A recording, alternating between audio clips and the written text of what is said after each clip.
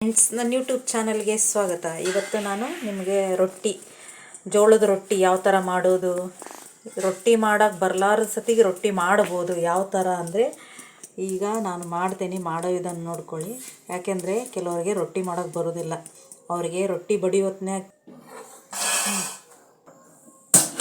ಅವರಿಗೆ ತಿರುಗಿಸೋಕ್ಕೆ ಬರೋದಿಲ್ಲ. ಯಾಕಂದರೆ ಪಾಪ ಅವರಿಗೆ ಬರಲಾರ ಸತಿಗೆ ಮಾಡಬೇಕು ಅಂತ ಎಷ್ಟೋ ಪ್ರಯತ್ನ ಪಡ್ತಿರ್ತಾರೆ, ಆದರೆ ಮಾಡೋಕ್ಕಾಗೋದಿಲ್ಲ. ಈ ಥರ ನೀವು ರೊಟ್ಟಿ ಮಾಡಿದರೆ ಆರಾಮಾಗಿ ಮಾಡ್ಕೋಬೋದು. ಇವಾಗ ನಾನು ಗ್ಯಾಸ್ ಆನ್ ಮಾಡ್ಕೊಂಡಿನಿ.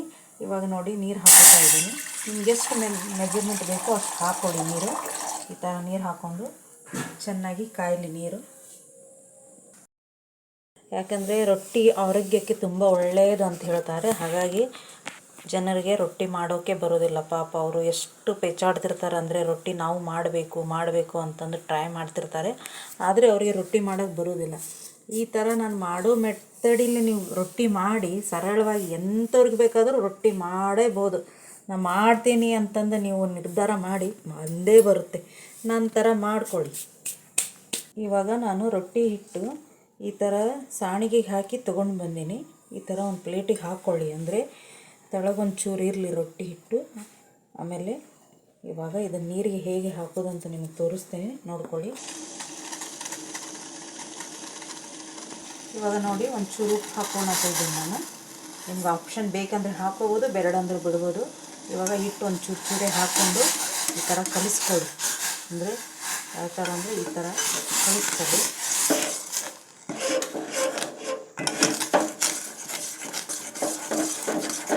ಈ ಥರ ತಿರ್ಕೊಂಡು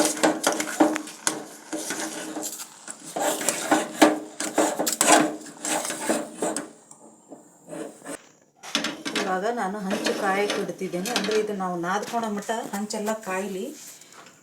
ಭಾಳ ಬಿಸಿ ಇರಬೇಕು ಹಂಚು. ಈ ಹಿಟ್ಟನ್ನು ಇದಕ್ಕೆ ಟ್ರಾನ್ಸ್ಫರ್ ಮಾಡ್ಕೊಳ್ತೀನಿ ನಾನು. ಅಂದರೆ ನಾದ್ಕೋಬೇಕು. ಸ್ವಲ್ಪ ಬಿಸಿ ಇರ್ತೈತಿ, ನೀವು ನೋಡಿ ನಾದ್ಕೊಳ್ಳಿ. ಯಾಕಂದರೆ ನಾವು ಕುದಿ ನೀರಲ್ಲಿ ಹಿಟ್ಟು ಹಾಕೋದ್ರಿಂದ ಭಾಳ ಬಿಸಿ ಇರ್ತೈತಿ. ಹಾಗಾಗಿ ನೋಡಿಕೊಂಡು ನಾದ್ಕೊಳ್ಳಿ ಚೆನ್ನಾಗಿ. ಈ ಬಾಣಲಿಗಿದೆಯಲ್ಲ, ಇದಕ್ಕೆ ನೀರು ಹಾಕ್ಕೋಬೇಕು ನಾವು. ನೀರು ಹಾಕ್ಕೊಂಡು, ಅಂದರೆ ರೊಟ್ಟಿ ಹಚ್ಚಿರ್ಬೇಕಲ್ಲ, ರೊಟ್ಟಿಗೆ ನೀರು ಹಚ್ಚಬೇಕು ನಾವು. ಈ ಥರ ಒಂದು ಬಟ್ಟೆ ಹಾಕ್ಕೊಳ್ಳಿ. ಕಾಟನ್ ಯಾವುದಾದ್ರೂ, ನಿಮಗೆ ಕಾಟನ್ ಇದ್ದರೆ ಕಾಟನ್ ಹಾಕ್ಕೊಳ್ಳಿ. ನಂಗೆ ನೀರು ಇನ್ನೂ ಸ್ವಲ್ಪ ಬೇಕಾಗಿದೆ, ಹಾಗಾಗಿ ಇನ್ನೂ ಸ್ವಲ್ಪ ಹಾಕ್ಕೊತೀನಿ ನಾನು. ಇವಾಗ ಹಿಟ್ಟನ್ನದು ನೋಡ್ಕೊಳ್ಳಿ. ನಾನು ನೀರು ಹಚ್ಕೊಳ್ತಾ ಇದ್ದೀನಿ. ಈ ಕಡೆ ಹಿಟ್ಟು ನಾದ್ಕೊಳ್ಳಿ. ಯಾಕೆಂದರೆ ಸುಡ್ತಾ ಇದೆ, ತುಂಬ ಬಿಸಿ ಇದೆ.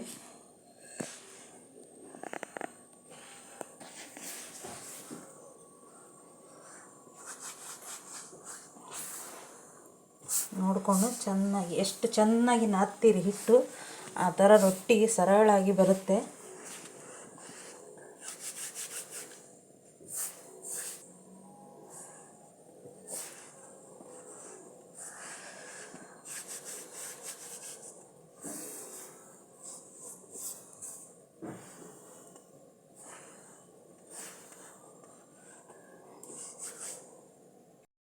ನೀವು ನೀರು ನೋಡಿಕೊಂಡು ಚೆನ್ನಾಗಿ, ಅಂದರೆ ನಾವು ಈ ಕಡೆ ಬಡಿನೂ ಬೇಕು, ಇಲ್ಲ ಲಾಟಿಸ್ಬೇಕು.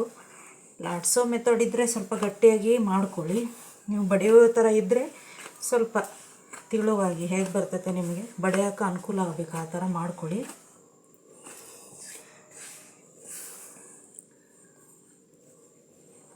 ನಾವು ಆ ಕಡೆ ಈ ಕಡೆ ಹೋಗಿಂದ ಇದು ಜಿಗುಟು ಆರೋದಿಲ್ಲ. ನಾವೇನೋ ಒಂದು ಫೋನ್ ಬಂದೈತಿ ಅಂತಂದು ಕಾಲ್ ಪಿಕಪ್ ಮಾಡೋ ಹೊತ್ನ್ಯಾಗ, ಆಮೇಲೆ ಏನಾದರೂ ಮಕ್ಕಳು ಸಮಸ್ಯೆ ನಡಕ್ಕೆ ಏನಾದರೂ ಬಂದರೆ ಈ ಹಿಟ್ಟು ಜಿಗಿ ಆರೋದಿಲ್ಲ, ಹಾಗೇ ಇರುತ್ತೆ. ನೀವು ಆರಾಮಾಗಿ ಮಾಡ್ಕೋಬೋದು. ಇವಾಗ ಚೆನ್ನಾಗಿ ನಾದ್ಕೊಂಡೀನಿ. ಒಂದು ರೊಟ್ಟಿಗಾಗಷ್ಟು ಎಷ್ಟು ಬೇಕು ಹಿಟ್ಟು ಅಷ್ಟು ಹಿಟ್ಟು ತೊಗೊಂಡು ನೀಟಾಗಿ ಸವರಿ ನೋಡಿ. ಎಲ್ಲಿ ಆ ಕಡೆ ಈ ಕಡೆ ಎಲ್ಲಿ ಹರಿಯೋದಿಲ್ಲ, ರೊಟ್ಟಿ ನೀಟಾಗಿ ಬರುತ್ತೆ. ನಾನು ಇವಾಗ ಲಟ್ಟಿಸ್ತೇನೆ, ನೋಡ್ಕೊಳ್ಳಿ. ಚಪಾತಿ ಯಾವ ಥರ ಲಾಟಿಸ್ಬೋದು ಆ ಥರ ಆರಾಮಾಗಿ ಲಾಟಿಸ್ಕೋಬೋದು. ಎಲ್ಲಿ ಬಾಯಿ ಬಿಡೋದಿಲ್ಲ, ರೊಟ್ಟಿ ನೀಟಾಗಿ ಬರುತ್ತೆ. ನಾವು ಯಾವ ಶೇಪಿಗೆ ಬೇಕೋ ಆ ಶೇಪಿಗೆ ಮಾಡ್ಕೋಬೋದು.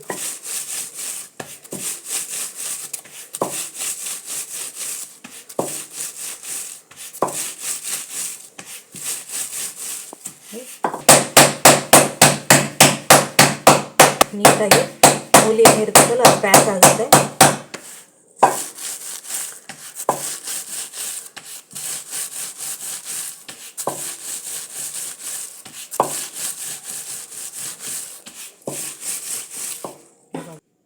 ಇವಾಗ ನೋಡಿ ಆಗಿದೆ.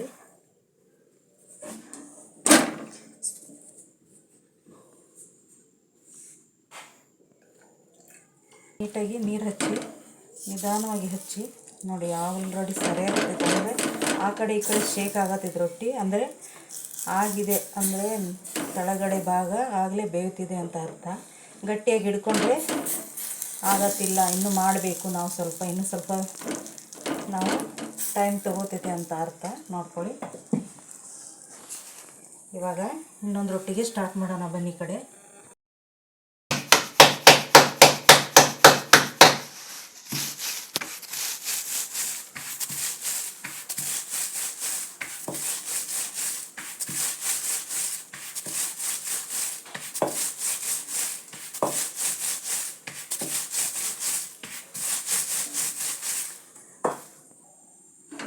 ನೋಡಿ ಈ ಥರ ಶೇಕ್ ಮಾಡ್ತಾಯಿರಿ. ಅಂದರೆ ಈ ಥರ ಬಂದಿದೆ ಅಂದರೆ ನೀವು ತಿರುಗಿಸಿ ಹಾಕ್ಕೋಬೋದು.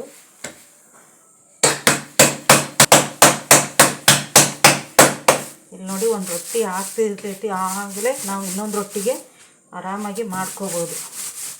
ಇದು ಯಾವಾಗಲೂ ಜಿಗಿ ಆರೋದಿಲ್ಲ. ಅಂದರೆ 1 ಅವರ್ ನೀವು ಆರಾಮಾಗಿ ರೊಟ್ಟಿ ಮಾಡ್ಕೋಬೋದು. ನಾನಿವಾಗ ನಾದಿನೆಲ್ಲ ಒಂದು 40 ರೊಟ್ಟಿ ಆಗ್ತದೆ. ಆರಾಮಾಗಿ ಒಂದು 40 ರೊಟ್ಟಿ ಮಾಡ್ಕೋತೀನಿ ನಾನು. ಇವಾಗ ನೀವು ಈ ಥರ ಮಾಡಿ ನೀವು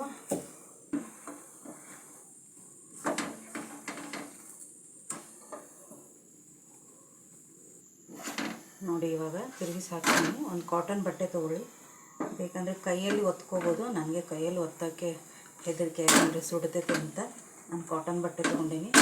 ನೀವು ಕಾಟನ್ ಬಟ್ಟೆನೇ ತೊಗೊಳ್ಳಿ, ಪಾಲಿಸ್ಟ್ ಅದು ತೊಗೋಬೇಡ, ಯಾಕಂದರೆ ಸುಡೋ ಚಾನ್ಸಸ್ ಇರುತ್ತೆ.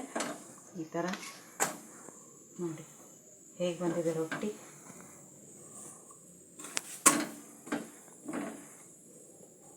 ಯಾವ ಮೂಲಿ ಹಸಿ ಇರ್ತೈತಲ್ಲ ಆ ಮೂಲಿ ಸ್ವಲ್ಪ ಒತ್ತಿ, ಅಂದರೆ ಬೇಗ ಬೆಂತೈತಿ ಅಂತ ರೊಟ್ಟಿ ಅರ್ಥ.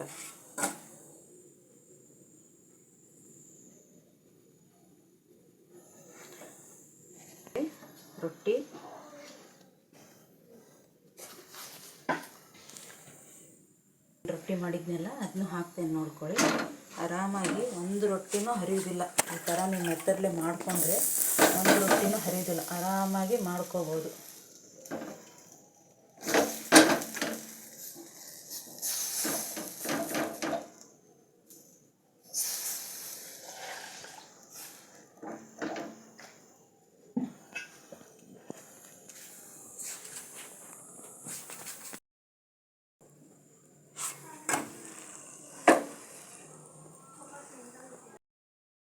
ನೋಡಿ ಆರಾಮಾಗಿ, ಏನು ಟೆನ್ಷನ್ ಇಲ್ಲ, ಆರಾಮಾಗಿ ನೀವು ಎತ್ತು ಹಾಕ್ಬೋದು, ಅಂಟ್ಕೊಳೋದಿಲ್ಲ, ಏನಿಲ್ಲ.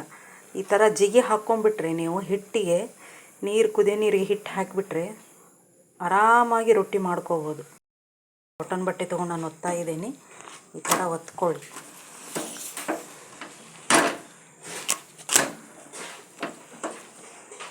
ಎಂಥ ರೊಟ್ಟಿ ಬರೋಂಗಿಲ್ಲ ಅನ್ನೋರಿಗೆ ರೊಟ್ಟಿ ಆರಾಮಾಗಿ ಮಾಡ್ಕೋಬೋದು. ನೋಡಿ ನಾನು ಇನ್ನೂ ಇಷ್ಟಿಟ್ಟಿದೆ, ಅಂದರೆ ಒಮ್ಮೆ ಒಂದು 40 ರೊಟ್ಟಿ ಮಾಡ್ತೇನೆ ನಾನಿವಾಗ.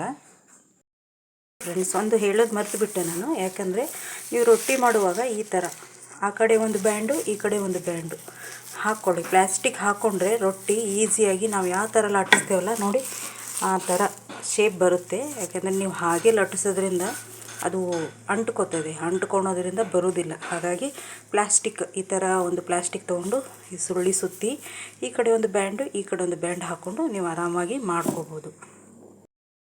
ಕಂಪ್ಲೀಟಾಗಿ ನಾನು ಇಷ್ಟಕೊಂಡು ರೊಟ್ಟಿ ಮಾಡೀನಿ, ಆಗಿದೆ. ಇವಾಗ ರೊಟ್ಟಿ ಎಲ್ಲ ಆಗಿದೆ.